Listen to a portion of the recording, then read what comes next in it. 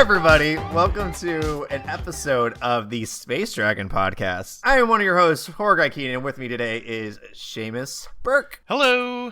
And Lee Wren. Hey, what's up, dudes? We've had a rocky beginning of the weekend, so sorry if we're a little delirious in this episode. Yeah. I'll be working on it. I should be fully caffeinated by, like, the first 10 minutes. Yeah. I think you will be. Well, to jump in the news, I mean, something to already get us excited is we got the Assassin's Creed trailer that popped out. Yeah. Jumping right into some movie news. I feel like it's very 50-50 with fans liking or disliking this trailer. I mean, that's fairly expected, honestly. Yeah, I mean, I don't blame people for being hesitant to any kind of video game movie because of the past, obviously. Right.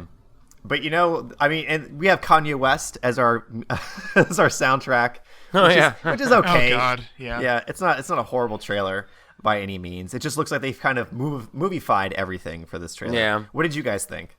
Well, I think I guess the choice to have fucking Kanye West do it, like the song for the trailer was weird. I am a guy. But yeah, right. Like I think like sans lyrics, just musically, it kind of fit. Oh yeah. And also, like, a lot of people are like, oh my God, they're gonna ruin the soundtrack. I'm like, that's not how trailers work. Like, generally, like, you put a song in a trailer to, like, catch attention for somebody or for something.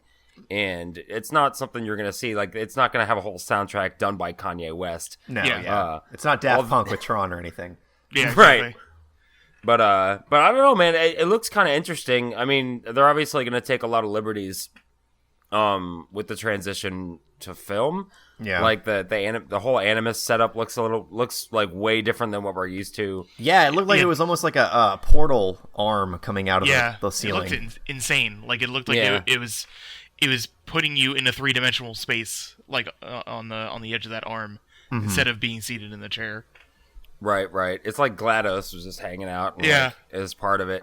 Portal 3 confirmed? No. Yeah. Right. God. But yeah, I don't know, man. Like I've been a fairly avid fan of that series for a really long time, and I'm kind of hoping just to see some part of it get rejuvenated, because the games have been lacking, to say the least. At least Unity was like a huge fucking disappointment. But it seems that the trailer seems to hit all the points that we're looking for. Like it's got the leap of faith even at the end. It's got the arm blades, and it's got the fighting and all the stealthy type stuff. And which, by the way, are they gonna really do that in a movie where like he lands in a thing of hay from like 100 stories up? Man, I hope so. Yeah, like it's one little puff, and he comes out with his head poking out. Like, I feel like as far-fetched of an idea that is in the real world, I feel like they still kind of have to. Yeah, I mean, I could see it doing something where like he lands in it, but it kind of digitalizes or something, where like it's almost like an empty pit in a weird way, because it's a other, like, what do you call it? Like, what is the name of the Assassin's Creed worlds? Like, what do you go into? Oh, I mean, like the whole thing is called the Animus. The Animus. I guess it's kind of like the beyond, like the nothing almost, where you go into this open world. But it's all digitalized, right? Like nothing's technically real. Basically, you're not changing history or anything like that. You're basically playing through the memories of your I guess of like your ancestors. Yeah. Like you're basically playing through like the parts of their life that they experienced, where you can make little changes here and there. It doesn't affect anything. Like you're not traveling back in time. Right. If you kill one person, then the whole future's fucked. Because if that was true, then Ezio would have changed the span of time. Yeah. Things would be vastly different because of those games. Yeah. But I guess they also got the guy from John Wick, the fight coordinator, to do this film. So really? That kind of shows that that this could be pretty badass. Because that was one of my favorite things about John Wick, is just watching him go around and not just gun fu, but fight people and get the guns out of their hands, knife fight. So that works pretty well for Assassin's Creed. I know gun fu. Yes. It looks cool, man. I'm excited. I mean, you can't really tell a whole lot from a trailer like that, but I mean, at least visually, it looks like they've pretty much hit at least the important parts. You know, he looks like a fucking assassin, and like the whole Abstergo stuff, like in the real world, looks like pretty accurate, at least for architecturally. But I don't know, man. I'm kind of excited, man. I'm hoping that it's good. I mean, it might be one of the only good video game movies out there. Yeah. Or it could totally bomb like all of them. Who knows? We'll see. Have you seen Mario Brothers? It is pretty great. That is I don't want to talk about wonderful movie. How dare you? Oh, Princess Peach. Okay, moving on. Jurassic World co-writer Derek Connolly has signed on to Pacific Rim 2.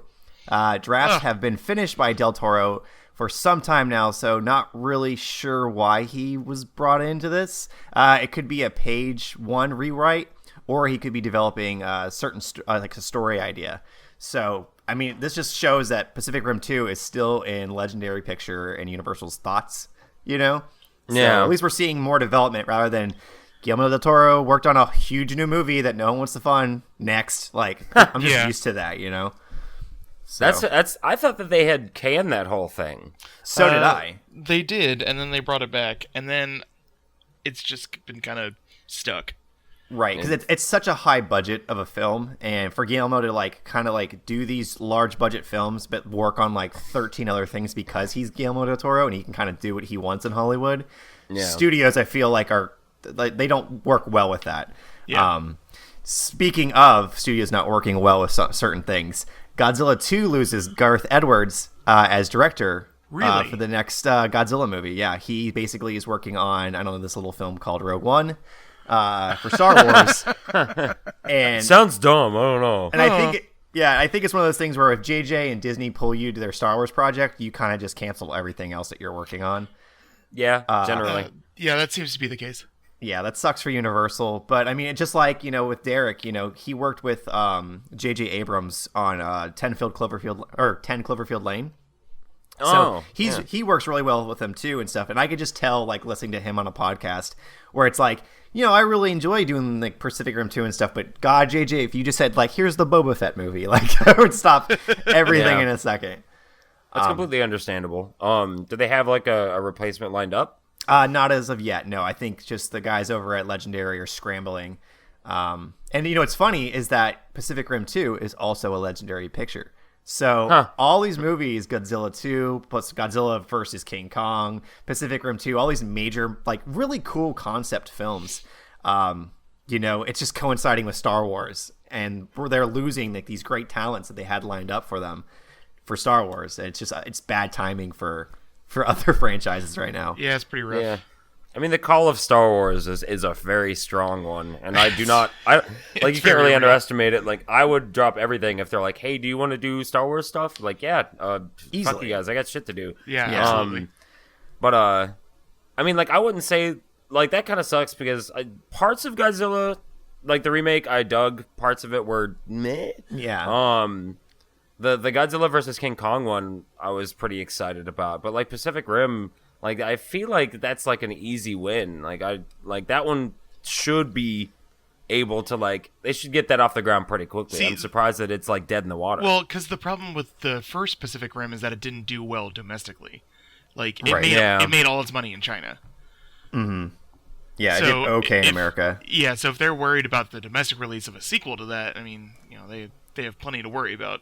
Yeah, that makes sense. And Gareth Edwards, like, let's look at his background. Like, I don't know if you guys ever seen. A few years ago, he made a movie called Monster. Oh man, that was a great movie. Yeah, where it was just two people trying to get from one part of the world to the other, but the whole world is almost like a dark zone where just monsters are fighting and then there's just war going on, and they had to get like a person to take them through the dark zone to get them to one side or the other, and it was a very like tactical army monster film, which was great. Sounds awesome. Yeah, that was a solid movie. And you didn't really see the monsters too often, which also made it really good, which kind of, I think, worked well for Godzilla when he took it over. Like, Godzilla's kind of in the background, but you're focusing on the people. I loved that direction with the Godzilla film. Like, the big reveal of him wasn't until, the last, like, third of the movie. And right. It worked out great. I really liked that part of that movie. Yeah, and he brought, what he could to that first Godzilla film. Yeah. Now, whenever you do a sequel, it's so much harder to keep that magic and that mystery intact whenever you're trying to add more monsters, and then it could be just a bad CG fest. Mm-hmm. Right. So I can see, him saying, you know what, I did my monster movies, but I have to do Star Wars. And even look at the Rogue One trailer when you have the AT-ATs coming down. That's almost a monster movie in itself. Well, there was a lot of talk on the internet with Lucasfilm tapping him to do Rogue One, in that we might have talked about this previously, in that he's going to use the same techniques that he did with the Godzilla movie with Darth Vader in Rogue One. Like that's the murmuring about like how awesome that would be, because Darth Vader is kind of front and center in the movies. He's arguably the main character of Star Wars, right? So yeah, and he's supposed to be this huge menacing figure that everyone's terrified of, and you don't really get to show that in the trilogies because he shows up right in the beginning. Exactly. Yeah. He's the first goddamn thing, and all he does is choke a guy, and then he's fighting against quasi equals for the rest of the films. If you show him as this dark, terrifying, mystery in the shadows that just slaughters people out of nowhere, like that sounds fucking awesome.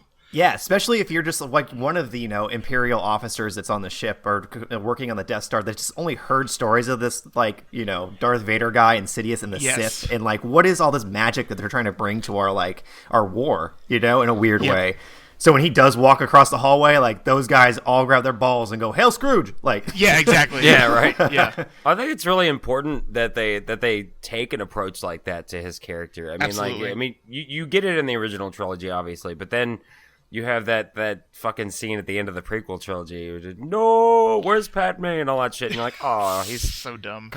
He's kind of a little bits now, and I don't like that. Yeah. I feel like if they take a step back, like you said, and present him as this really dark, menacing character that has this air of mystery around him, and you don't know a lot about the guy. I mean, you do, but from the movie perspective, I think that would really help. Yeah, right. Yeah. I have this weird morbid hope in Rogue One that the entire team dies because of Darth Vader, and he just slaughters all of them in 30 seconds. Right, just one of those they're running down the hall, and all these people who you've gone to through the film and love just all of a sudden get killed one after the other, and you're like, absolutely, oh no, they're just being mowed down easily. Oh God, it'd be great. God, yeah. Plus, happy endings are overrated anyway. Exactly. Duh. Look at Empire. Yeah, for real. The Human Torch is heading to Wakanda. Are you guys excited about this? What? This is news to me. Yeah, yes. Same here. The kid that played the Human Torch in the really bad Fantastic Four film. Michael B. Jordan? Yes, he is cast as young Black Panther for the new Black Panther film. I did see that. Okay. You see? Oh, you tricked me, Keenan. I wasn't sure where you're going with that, Keenan. Headlines. Oh, boy. Headlines in a podcast don't work too well. Nope. Fuck off. Clickbait. Keenan, you are human clickbait. Yeah. Oh, just wait till SpaceDragonCast.com comes up. Oh my god.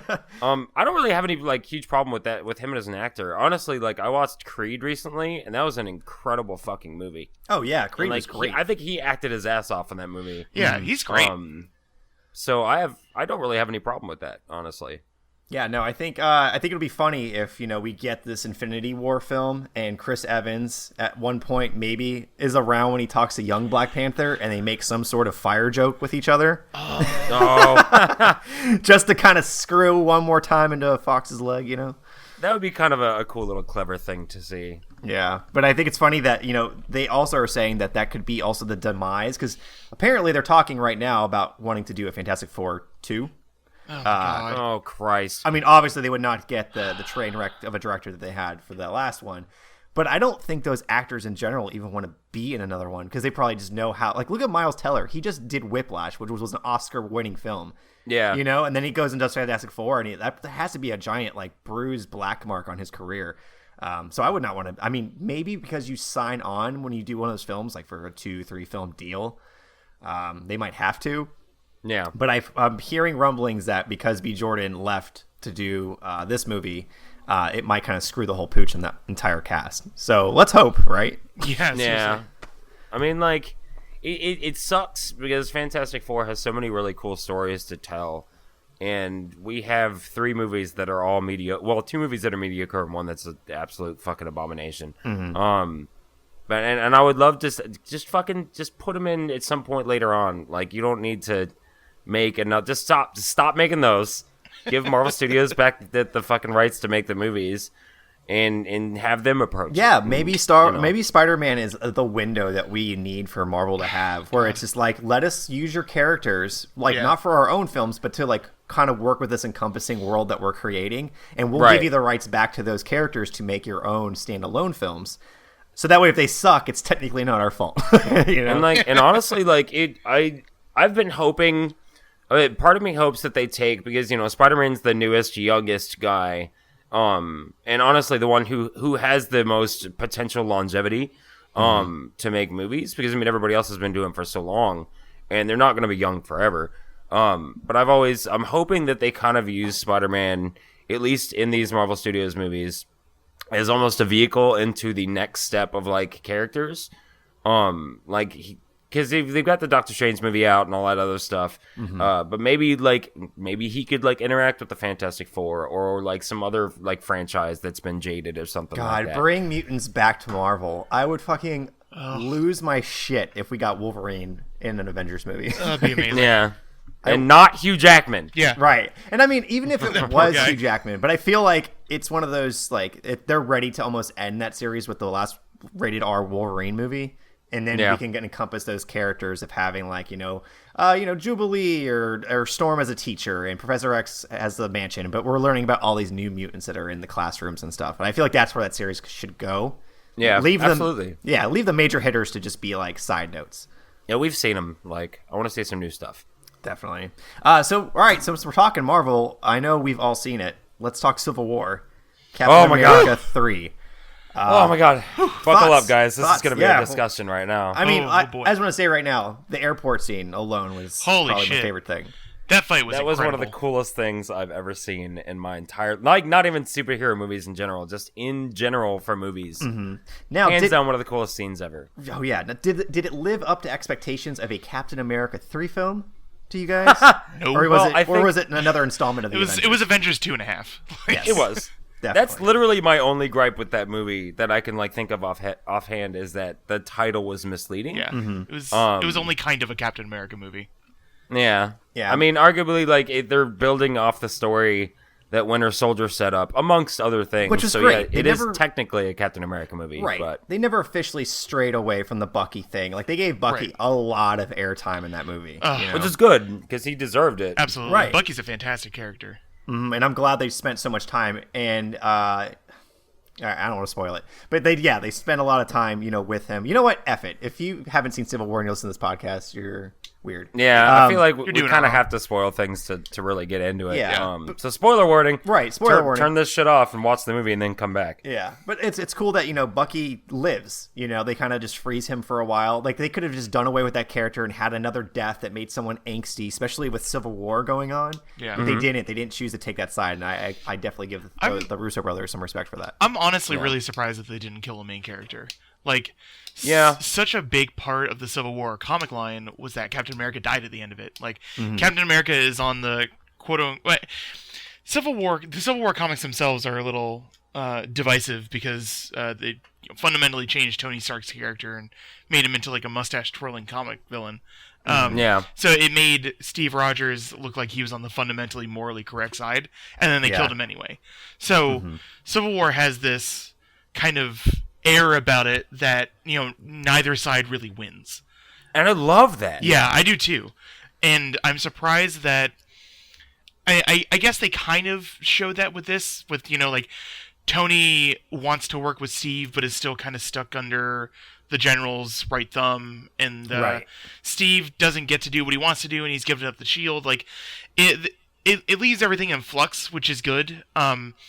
But I felt like there need to be more drastic consequences. Like, Rhodey getting paralyzed literally doesn't matter. Right, and I feel like that had to have been a rewrite because, that whole scene where he's laying on the ground, like, and he hits, like, I feel like, honestly, it would have been more powerful if he would have died. 100%. So when they show him in the CAT scan thing, I think the entire theory is like, oh.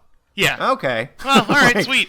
Yeah, like, I guess it's like it keeps the movie on a positive note, which is nice because you get to see that bond between Tony and him, like working together and trying to get him back. Yeah. So that's cool, but yeah, I feel like that was a quick, like, you know what? Let's not kill anybody off, like, because in the movies, if you kill them, it's not as easy in a comic to bring them back as it is in a comic book. Oh, agreed.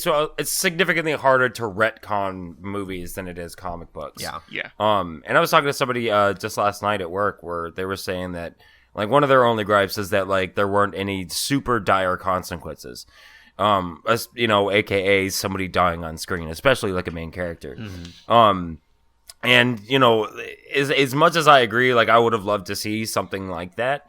They're not gonna kill off any of their money makers. Yeah, it's just not gonna happen. Like from a business standpoint, of course not. Yeah. The major consequence I felt is, you know, Tony and Cap not working together and splitting off the Avengers. They want to keep that focus. That's what your consequence is, that you're giving up this great band of heroes. Like you even feel that when Tony Stark goes back to the Avengers Tower and looks at the A on the wall, and it's just like it's nothing. There's nothing there for us anymore, and I feel like that's the consequence right there. And can we talk about how they how the quote unquote villain was so much better in this, like the ending battle was so much better in this than in Batman Superman, because I haven't seen that yet, so I don't really know. Well, don't worry, you're not really fucking missing much. But we'll bitch about that some other time. Basically, so you're watching the movie, and you know, Zemo, not quite Baron Zemo yet. I want him to be Baron Zemo so bad. Soon. I want this to be a setup for a Thunderbolts movie, and it would make me so happy. That'd be so cool. but you know, he's setting up this whole thing where he's trying to pit them against each other, and you know, they kind of touch on, you know, these other super soldiers that they had Bucky help train, and that at that point was when I was like, fuck, they're about to screw this movie up. Yeah, we're gonna have a bunch of Iron Man suits flying around at once with just we have to get together and team up and beat the last bad guy, and that's cool, I guess, but you could do so much better. But then, you know, fast forward to the end and they all show up and he's like, no, I shot them all in the head. I wanted you guys to fight each other. And he's like, here's that little video. Go. Yeah. You know? Such a good thing. It was awesome. Incredible execution. Yeah. The villain being an idea instead of this, mask-wearing just gimmick. Another supervillain battle. Right. And it really helped with Zemo's character himself. It's Absolutely. interesting to see a character with more than just a I'm gonna fight you dynamic. Yeah, he literally just sat in that little chamber thing and just, you know, was like, I don't care, fuck you guys. It made him this almost Hannibal character where he's just I'm just gonna stay in the background and I'm gonna plot deviously until I get my way. Yeah, that's way more evil. Incredible. Yeah, sending a bunch of villainous super soldiers, you know, that have been around that we've never met before. It worked so much better. So what was the Batman fight? Was that the... I mean, do you guys care if I spoil that shit for you? Oh, I don't give a shit. I already know about it. Yeah, I mean, you basically saw everything that you needed to see in the trailer. Yeah, exactly. The trailer fucking ruined the movie. I mean, the movie was already bad by any standards. If it deals with Doomsday and he's killing a certain superhero, then yes, I've heard about it. Yeah, well, boom, there you go. Done. Okay. That's it. There's really nothing else to it. Yeah. But it's between those two movies in Batman and Superman, you got them teaming up to fight Doomsday. But in this one, it's they're not teaming up. And they have to fight each other. Yeah. So, that was such a better dynamic. It was beautiful, too, because they brought it to the point of them, everything was almost all better. You know, Tony Tony was on their side. He was ready to forgive. You know, he was working on his own to try and correct the situation. And then everything just fell apart, and it was fucking beautiful. It was so good. Okay, so before we move on, what was each of our favorite moments? I'll start with Lee, work with Seamus, and go to me. Man, it's gonna be hard. I mean, it's hard to pick. I mean, the airport scene and the ending are incredible parts. I am insanely biased. I'm gonna start off with that, and I think you know where I'm going with this. Hot Aunt May. I knew it, Lee. You're one for those. Oh man! I mean, it's Marissa Tomei. She's still gorgeous. Whatever. Yeah, because fuck Spider-Man. No, dude, it is so nice to see them finally nail that character. I mean, it took 6 movies, but I feel like this is the first time that I'm like, that's Spider-Man. You know, where they casted somebody who isn't a 30-year-old to play a teenager. Awesome, kudos to you. He still had that teenage wonder where he's, you know, fanboying in the middle of this fight. You know, you see in the in the trailer, he's like, "Hi, Cap, big fan." And like that part where he's like fighting Bucky, he's like, "You have a metal arm? That's so cool." Yeah. And it just like like the suit felt like Alex. It came right out of like the Alex Ross comics. Yes. you know? Yeah. I love the squinting. He had kind of that Deadpool kind of squinting thing going on with his eyes. And they made it make sense. Like, I actually went back and like looked at high-res photos of that trailer because I'm a fucking nerd. And they're actually like these little separate plates that move in and out. Like, it actually made it look like it made sense for the eyes to squint and everything. Well, I mean, Tony built the suit for him. Like, that's the implication. Exactly. Right, like inside, he has entire it's like the Iron Spider-Man suit, but without it looking really weird. Like, I just think that Tom Holland really killed it in that role, and I think they did an incredible job with Spider-Man in it, and I am so excited for Spider-Man: Homecoming now. Yeah. Also, very close second, Black Panther was incredible. Definitely. Just jumping back to your Spider-Man thing, though, there's one little scene inside Peter Parker's room that I really enjoyed was the fact that a lot of these movies, when they do Spider-Man or they do a young character, they try to get so much in the bedroom to kind of tell what that character is, like posters and figures and things like that. He had nothing. His walls were bare, and he had one poster that was kind of off to the side, and it was to not to distract you, to kind of get your eyes away that this is our Spider-Man. Watch his acting. Put all the focus on this character, and it worked. Like, I love that. That's actually a really good point. Also, they kind of danced around the his Uncle Ben dying thing. They were like, right. He basically, without saying it, kind of did the whole "with great power comes great responsibility" thing. Yeah. And they kind of just a little side note. Hey, basically them saying, "We know you've seen this a handful of times." Yeah. Everyone, but, we're just gonna throw this in here real quick, and then we're gonna move on. Yeah, literally, everyone knows the origin story. You don't need to hear it again. Yeah, and there was a collective sigh of relief from the audience. Yeah. I would not be surprised if the Russo brothers get a Star Wars movie. Seamus, what did you think of? What was your favorite part? God damn it! All of it. It's hard, man. All of it. Yeah, the whole thing. It's real hard for me because, like I said earlier, Civil War itself, the comic idea is really divisive. But that's when I really got into comic books. So the whole Civil War plot just is one of my favorite nostalgia things about comics. Definitely. Man, fuck, I don't know. I guess there were lots of little parts that I appreciated because I see what they're setting up. The setup of Scarlet Witch's and Vision's relationship. Yes. Oh yeah. Big fan of that. The little kitchen scene, yes, where they're cooking together and stuff. That was incredible. That was adorable, and I really like where they're going with Scarlet Witch's character, because they're specifically trying to set her up as not like a damsel in distress, which she never really has been.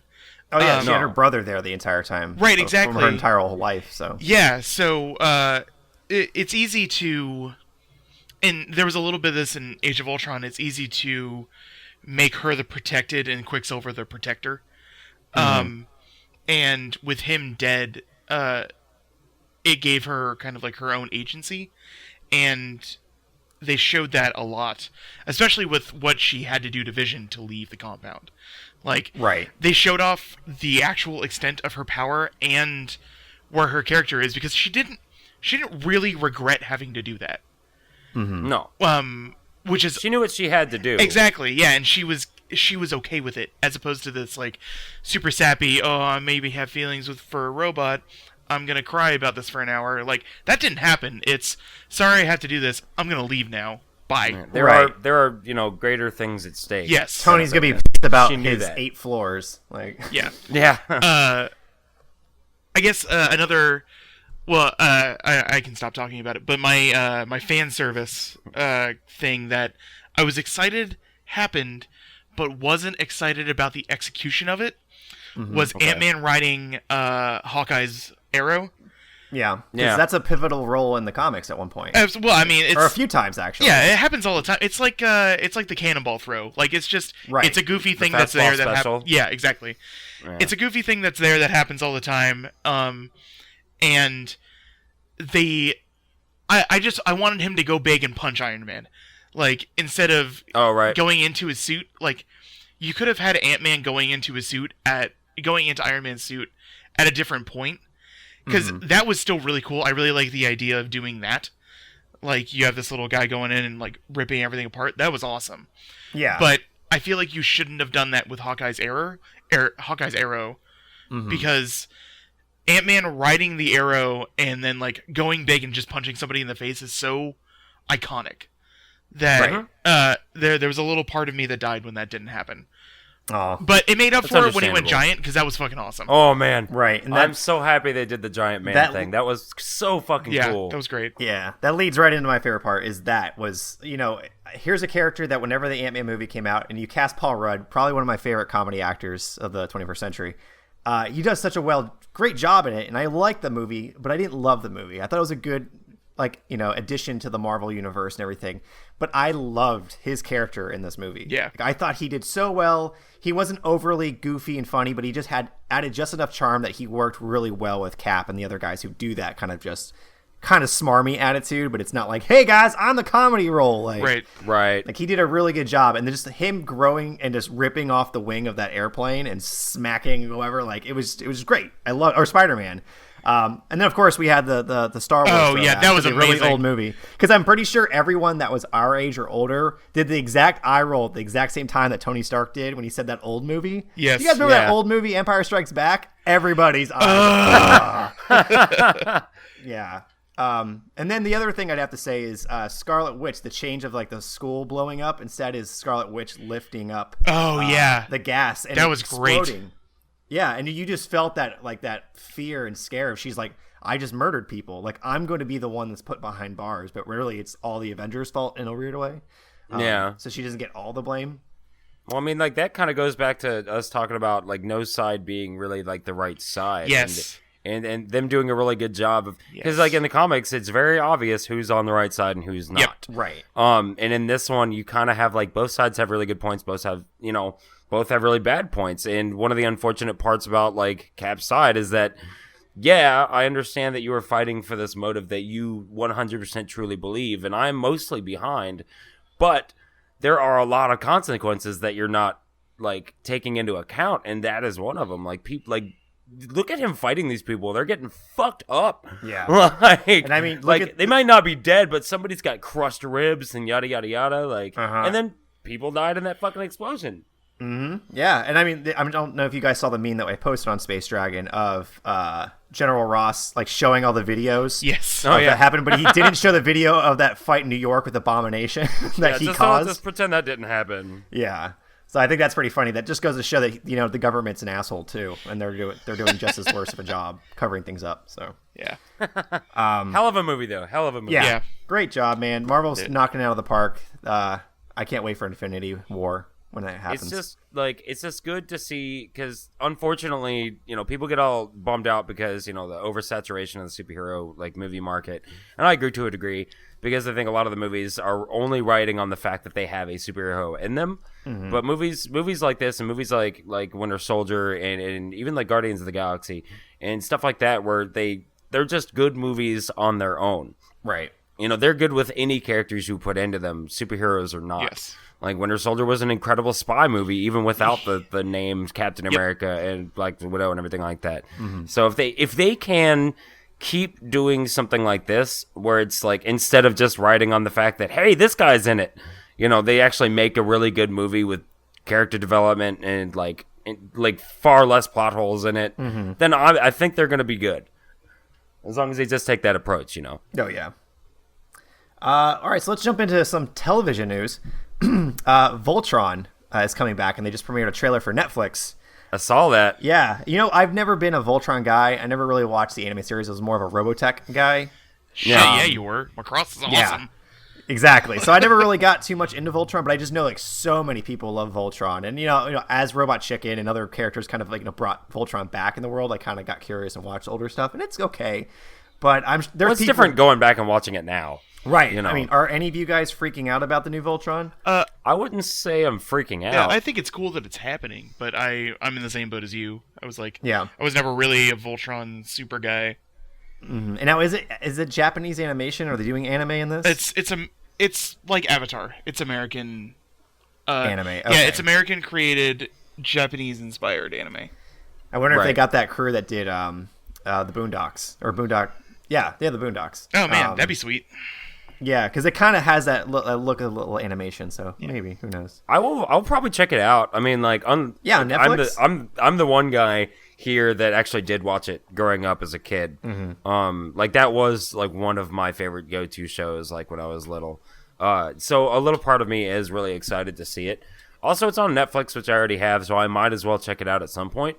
Yeah, that's the beauty of Netflix. You can just kind of go like, well, I'll try episode 1. If I like it, I can keep moving, you know? Yeah, and like the trailer was pretty cool. I like the animation style. I mean, I don't know enough about it. I mean, time will tell. When is that? That's supposed to come out June 10th? Yes. I believe. So maybe by the time whatever episode comes out that we're recording after that, we'll probably talk about it. Oh, totally. So some sad news. Apparently, ABC Nerdum cancellation apocalypse 2016. Basically, ABC took a shotgun and was like, all right, what are all the nerdy shows we have? Castle, Gallivant, The Muppets, probably the Inhumans, anything for Future Inhuman, anything, and Agent Carter. Get rid of it all. Like, somebody cleaned house with the executive that walked in there and said, hey, let's work with this like geekdom world that, you know, let's make shows and things that are different and gets people excited. And they said, you know what? You're wrong. Get the fuck out. We're going to put a bunch of sitcoms and we're going to make a bunch of film remake television series. Because that's the one thing I can't stand. I'm so bummed out, man. Like, Agent Carter hurt me the most. Yeah. Like, I really, really enjoyed watching that show. And it was really awesome to see her character develop. And, like, just a character like that didn't exist in, like, comic book TV. Like, it was, I really wanted to see it, you know, at least put it back on for one more season, maybe fast forward a little bit in the future and have her develop and start S.H.I.E.L.D. Like, go through with it. Like, just at least give us that and then cancel it if you're going to cancel it. Well, there is a petition now to get it picked up for Netflix. Yeah. Since really? they do work with Marvel and stuff, like maybe do that arc and just do like a season or 2 to kind of end her story. I mean, I know they ended it in the last movie we were just talking about. Yeah, quite literally, they ended it. Yeah. But no, it would be nice to kind of get a wrap up of that series. So yeah, it'd be super cool if Netflix kind of, you know, came in behind and started picking up all these canceled series and, you know, leftover ideas and stuff.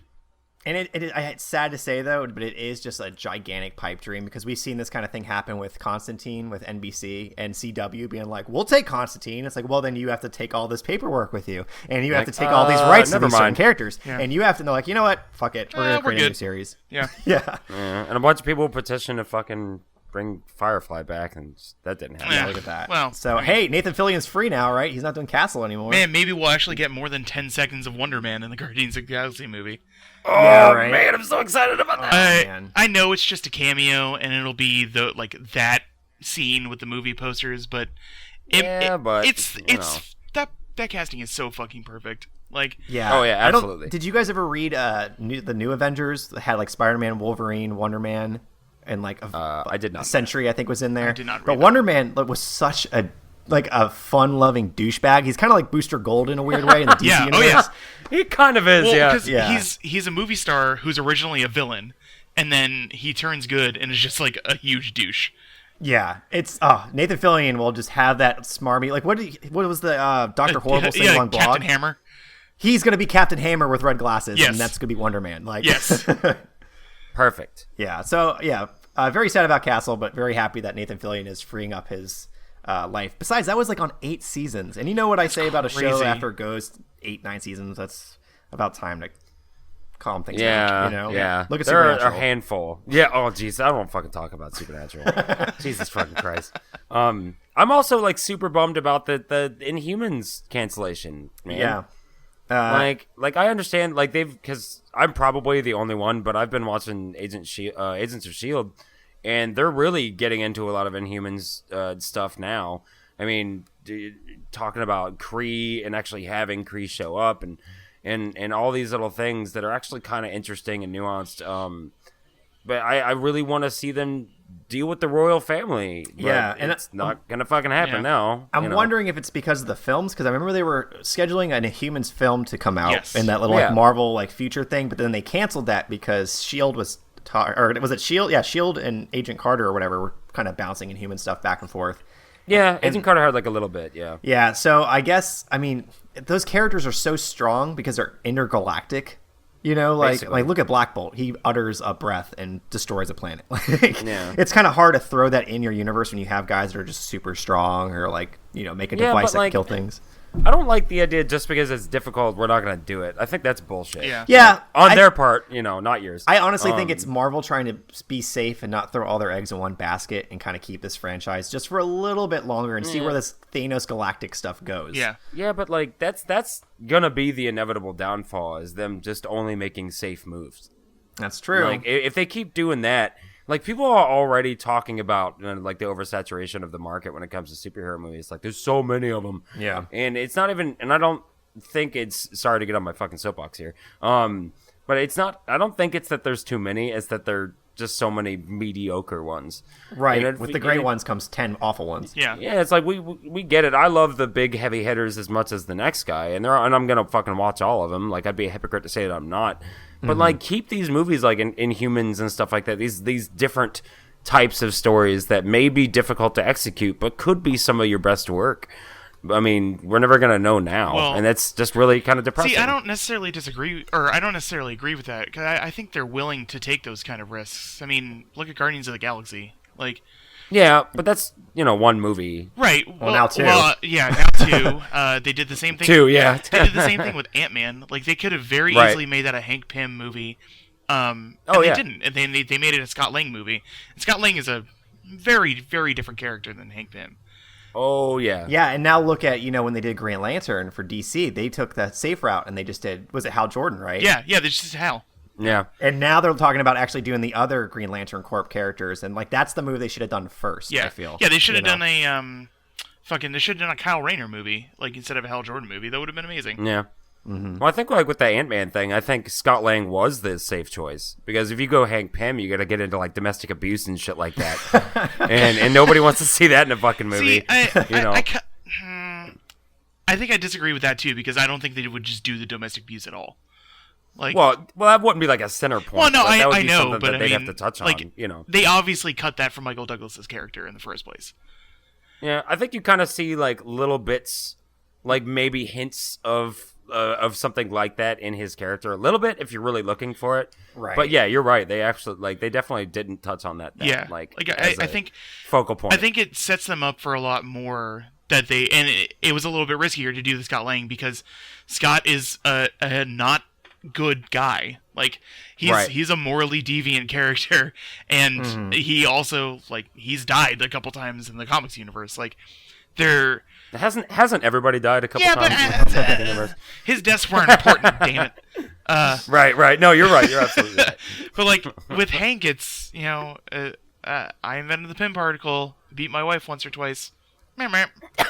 Like Yeah. it's so easy to wash away like one or two parts of it, and then he's just like a scientist. Like then Yeah, I like understand that. you take away one part and he's Reed Richards. He just can't stretch. Right. And we've all seen Watchmen. We've already seen the domestic abuse superhero film. Yeah, so, exactly. Like I'm good. Yeah. I see that. Yeah. But back to the television thing. I'm probably most hurt about the Muppets because I really enjoyed that series.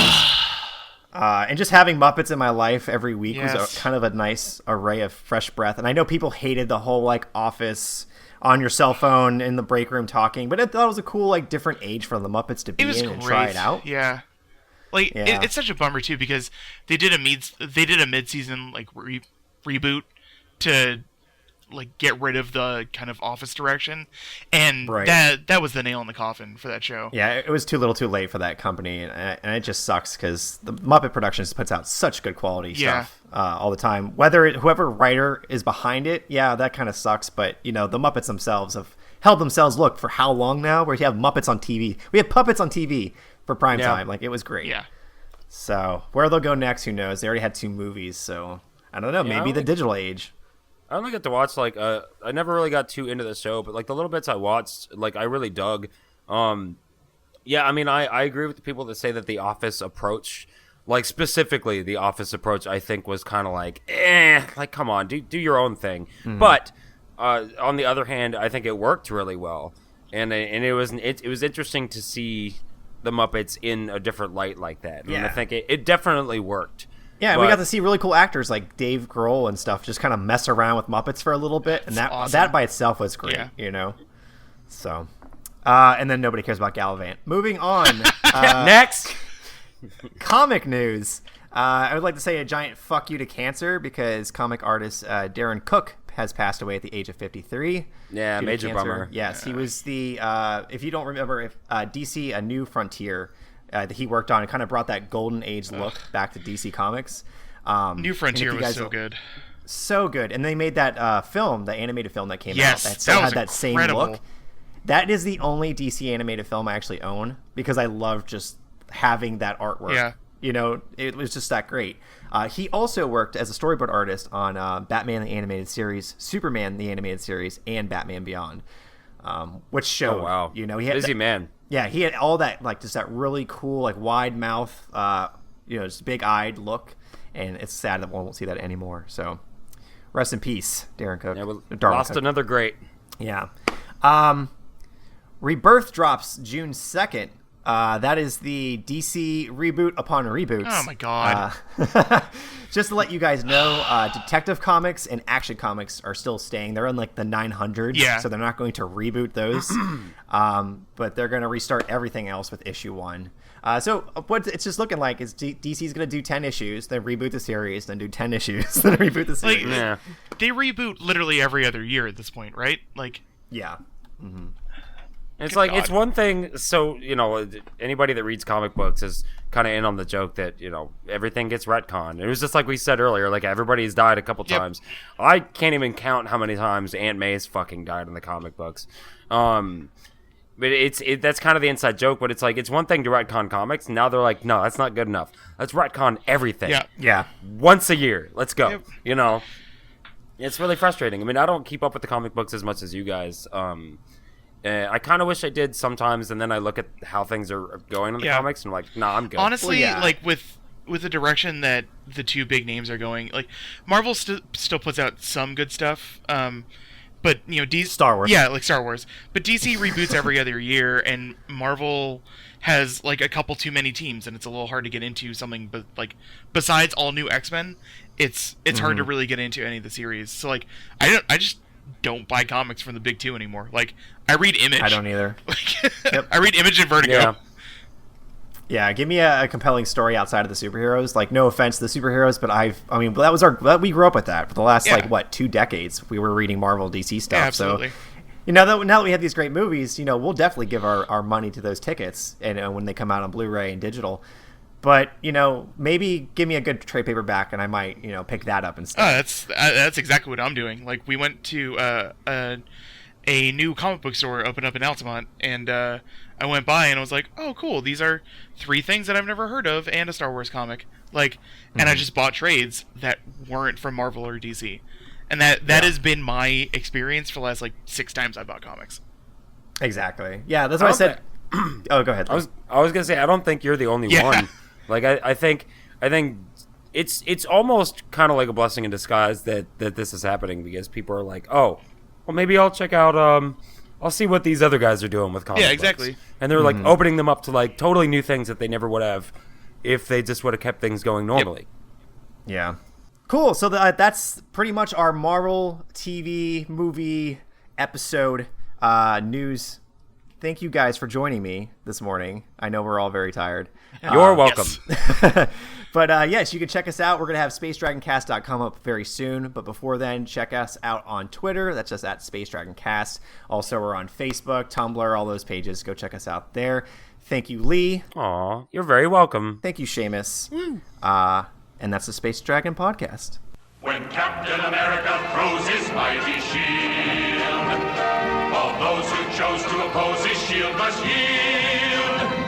If he's led to a fight and a duel is due, then the red and the white and the blue will come through when Captain America throws his mighty shield. All right, everything's in a museum, I realized. Yeah, no, it's cool. We're doing this, like, it's kind of like Night at the Museum, but instead of having Robin Williams and Matthew Broderick. Was it Matthew Broderick? Are we not naming? No, it's like, Ben Stiller. Ben Stiller. Was... There we go. I was like, I don't think that's right.